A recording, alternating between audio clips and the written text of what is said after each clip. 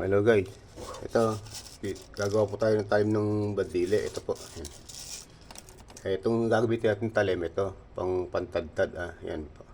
Kaya hasakap muna para tumalag siya sa wire nito. Yan. Ayan po, bago po yan, gagawin po muna yan, tsaka kakabit dito sa bandili. Yan. Yan. Ito po paggagawa namin bandili. Talim.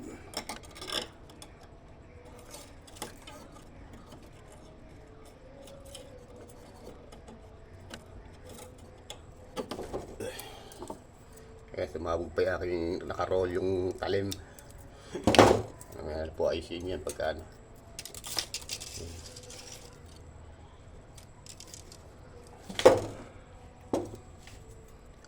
Ayan po, wala pong talim yan, no? Walang talim. Ayan.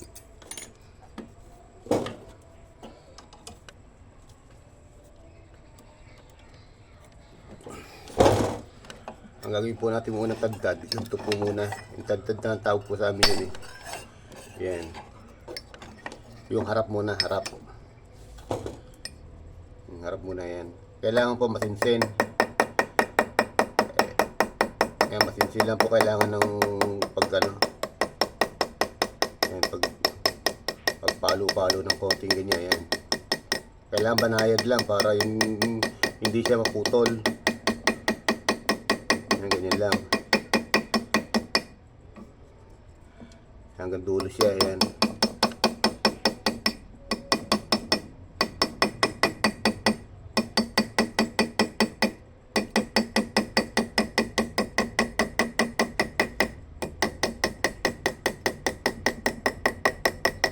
Ganyan lang po yan.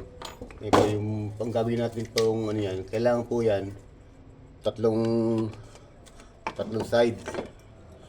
Tatlong side ang gagawing tagtag dyan. Ito lang po may talim. Ito wala pa. Ito, kabila. Tatagtaran po natin itong magkabila. Yan. At yung unang tinagtaran natin ito. May talim na po yan. Yan.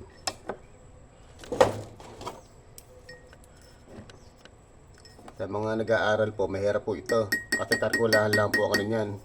Ang pagpalo. Kailangan huwag malakas. Yung katamtaman lang, kasi sa liit ng talim na yan, yung cuerdas na yan, madaling maputol. Pagka nalakas ang palo, kailangan katamtaman lang ang palo. Yan. Sa unang bagitong mag-aaral ng ganito, may hirapan sila kasi nga, hindi pa nila kalkulado yung palo. Yan.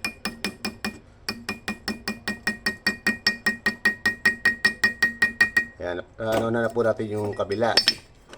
Bali, tatlong side po yan. Ito naman kabila. Ayan.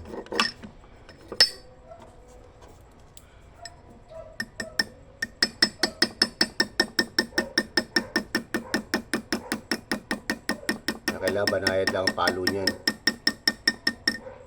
Yung pinakatalim ng tupadagtad namin, matalim po yan.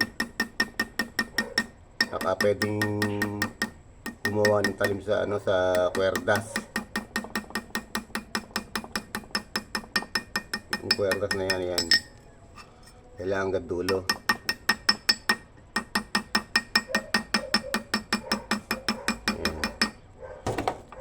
Ayan. Bali tatlong side na po siya. Isa rito, saka isa rito. Bali tatlong side na yan. Ngayon, testing naman po natin siya dito. Sa metal, kung tatalab nga ba siya.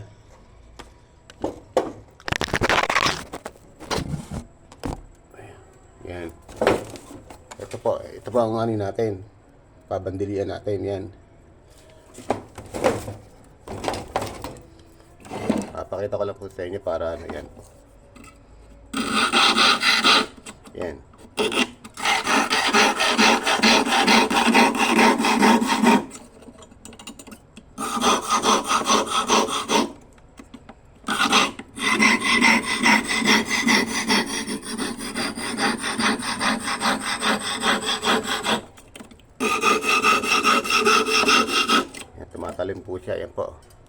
Yan.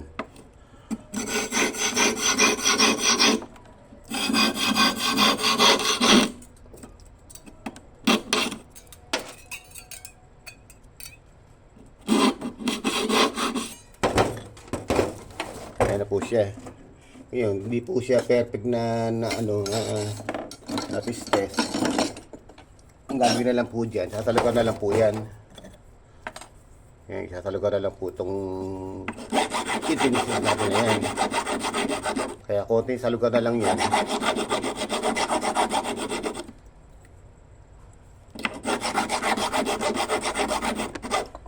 Yan. Nakagawa tayo ng pyesa. Yan.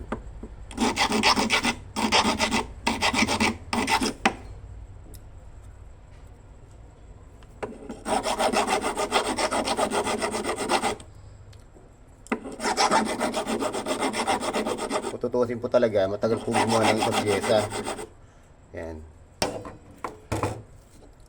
Lilihain lang po natin para medyo makita na po ng malinaw yung yung pinaka pyesa niya.